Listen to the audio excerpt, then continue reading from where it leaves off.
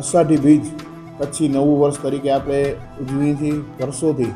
રાજાશાહી ટાઈમથી જે આ પરંપરા છે, તો સર્વે કચ્છીજનોને સૌપ્રથમ તો અષાઢી બીજ નિમિત્તે ખૂબ ખૂબ શુભેચ્છાઓ.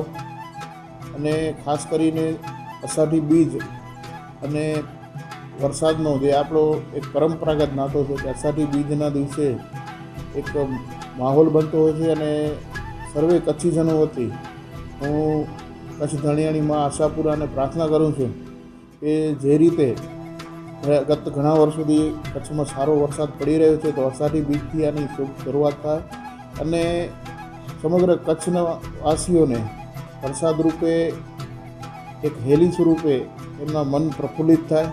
સમગ્ર વર્ષ એમનું સુખ શાંતિ અને સમૃદ્ધિમય બને, આરોગ્યપ્રદ નીવડે તેવી અભ્યર્થના છે.